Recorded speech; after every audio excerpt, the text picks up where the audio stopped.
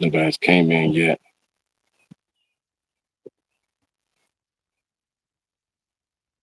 Waiting for guests.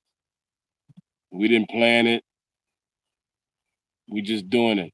Fleece is Fleece Johnson's first live.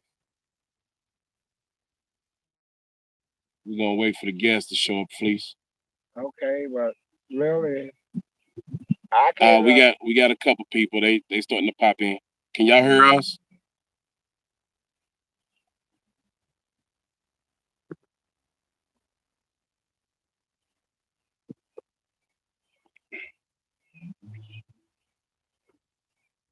What's up? Say what's up to the people, Fleece. They coming in. How y'all doing? Can y'all hear him? Can you hear me? Is it turned up? Yeah, hold on, I'm waiting. Yeah, they can hear you. They Uh, can hear you. Check us out. Let me let, let them keep coming in. We're gonna give them a few minutes. okay. I want to kind of warm them up a little. Okay, we'll do that. All right. I can't see y'all, but y'all can see me. I don't know you, but I'm pretty sure most of you probably good judge of character. Good judge of character. That's why I asked you to be open man. Here's the most interesting thing about me.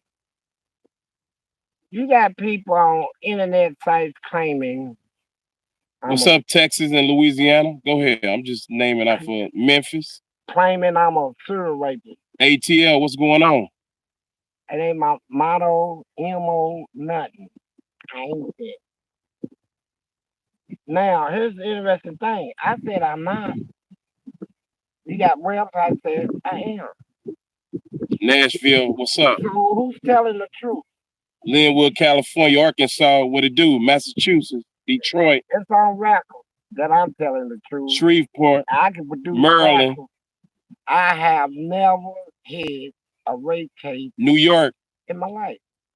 I'm not Arlington, a Texas, sex offender. Chicago, Oakland, I'm California, not what it do? resident. What I am, Canada, I'm a the hero. Villes in the house. What's up, Louisville? We right here. I'm just a Buffalo, regular old child that was raised North in the Carolina, penitentiary Lynchburg, Virginia, on some booty shit. Plainfield, New Jersey, Chicago, Yeah, 214, what it do? but I'm real. Brown County, A Florida's in lot the of people building. That's don't right. realize that when I went to prison, Kentucky's representing. We right here. everybody forget Indianapolis, I North was a Carolina. child. I was Yeah. 15, turned 16 in the penitentiary. Naptown, I see you. Everybody in there grown me. Lafayette, Indiana. Been in there for 10, 20, 30 years. Jackson, New Jersey. Ain't had a woman in Be-more. 10, 20, 30 years. Here I come in, 15, turned East 16. Texas, Florida, San Diego. Little skinny arms on me, big old afro. Houston, They, Texas, I Alabama. can tell you what they thought. They thought, Represent Danville, Kentucky. here comes some good ass. That's what they thought. This little motherfucker here, Morristown, New Jersey, Minnesota. we fucking. I knew I was a target when I came in there, but here's what the thing is they don't realize about me. I fight. I fight. I stood up for myself in that penitentiary. I stood up for all the inmates. Ain't nobody in the prison system can say one bad thing about me. I felt that I fought they fight, that they were scared to fight, and won. And now the people that is coming after me is the people that got small feelings from it. You know, all the guards that I made quit in my 40 years, I made over 60 of them quit their job. I changed the rules and the regulations in the prison. I went to a federal court and won a $200 million lawsuit against a corrections department for the inmates to remodel and redo the prison and to implement more and better rules. I'm the one that tore up the electric chair, that took a mop wrangle and beat it off the stand. And Martha Lane Collins was governor then. of What's up, Kentucky. little bro? I see you. So all of this Sam Martin. document, all this stuff was in the newspaper. And so I fought all them battles in there. I had respect from every inmate in there. Every inmate in that prison respected me because I made things happen. I did 12 years flat in the hole. Nobody, I mean, stuff like that ain't never been done in the penal system. Nobody ever did 12 years in the hole. I did that in the hole. I did a person prison sentence in the hole. And I ran the hole. And this is how I had it. Inmates used to get in trouble off the yard to come to the hole to see me. All the weed that came in the penitentiary came to me from the hole. When they stopped smoking, when they told us we can't smoke cigarettes no more, I was the only one they had in the hole. So I was the go-to guy on everything. They had gang fights in whites against blacks, Crips against Bloods. I was the mediator. I was the one that stopped it. You can ask any of them, all the gangs in I had respect from all of them, and I never joined one of them. Because I'm not going to let nobody tell me what to do and what not to do, who to like or who not to like. I like whoever I want. I came unglued in that racist penitentiary. Appreciate that $5, Mark. Right, Eddyville was Appreciate racist. it. That them girls down there was racist. They was killing inmates. All the blacks down there was scared to talk. They was talking about stuff like, man, I'm not gonna say nothing because I might not make parole. Appreciate that, Willie Beeman. I said, when you going for parole, bro? 8 years from now. I said, man, you got plenty of time to stand up for yourself. Fuck this racist shit. But they wouldn't do it. I stood up. And when I stood up, I stood up. I fought a whole system by myself. And right at the end, there was a goal. I got 15 years out of it. I knew I was picking up time. And every time I call home, talk to my mama say, look, the stuff I hear you doing in I didn't raise you like that. I said, Mama, I'm in a place where I gotta survive. And you know what she told me? She said, I don't care if you die or not, whatever, you get your respect. You know, and that's what I did. I followed. And I broke through all the barriers. And like they had a barrier where when we go to child hall, all the whites they get in this land, all the blacks get in this land.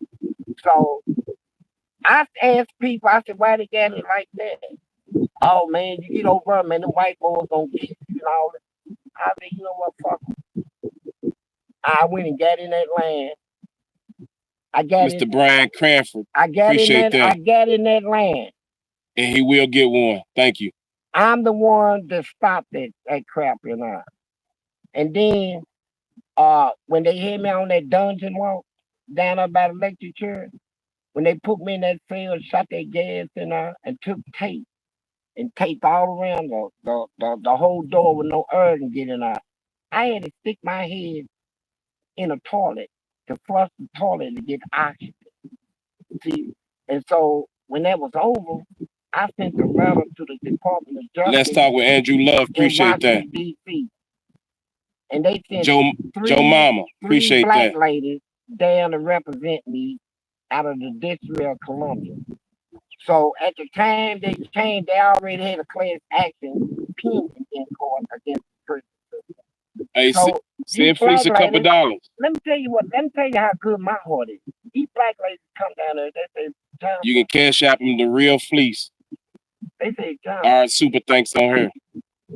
We can win your case, get you out of prison, and put money in your pocket. Or we can take your case, consolidate it with the class action pending, take over the whole case, and win one judgment for all the inmates. I didn't think of myself. I said, let's do it. Let's get one judgment for everybody. And right at the end, when they took all of us to federal court in Paducah, Kentucky, it's on record, man. All this is documented. Death row inmates tried to escape, and so the federal marshal came in, taking us all back. So I'm getting ready to lose my case. I said, shit, let me testify. I was the only one to testify in that His case. cash app is the real The fleece. only inmate allowed to testify. I went out there, performed. THEREALFLEECE.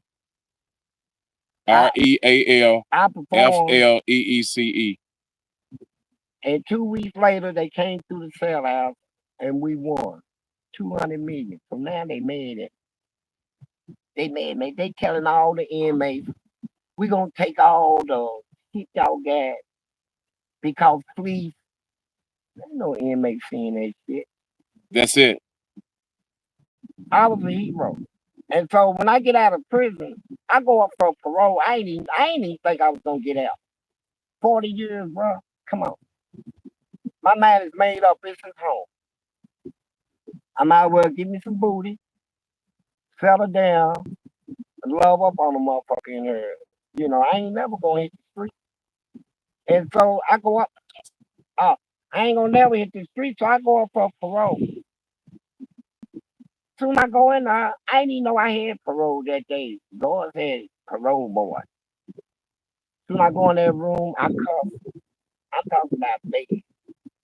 I said, let's get this over with, man. I don't ever want to see him again. Just give me whatever I got. And they gave me parole. And I asked the lady, I said, when I go home? She said, a month. So now, 40 years in, I ain't got no relatives or nothing on the streets. I got family, but we ain't in communication with each other, you know. And so when I hit the streets the next day, I'm out here, don't know nothing. You know, 40 years that went by. Yeah, hit the like button. So I got a job as a machine operator, making 26 an hour. And when the corrections department found out that I was making that money, they took my job, sent me to another county. All right. So I said, no, I ain't gonna play this game. I done did 40 years in there. So I called 911 to get see the police up here. I want to go back to prison. And that lady said, what? I said, yeah.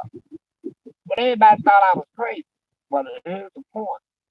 In our penal system here in Kentucky, they got programs. If you do 6 months in the program, they'll knock 6 months off your sentence, a year off your sentence. See, I only had 7 more years left on parole. And I'm not gonna try that out here in the street. I ain't gonna let them aggravate me. So I went back, I had to do 1 year extra. I came back and I'm off parole. I said, I'm gonna give you all of them. You ain't gonna have nothing on me.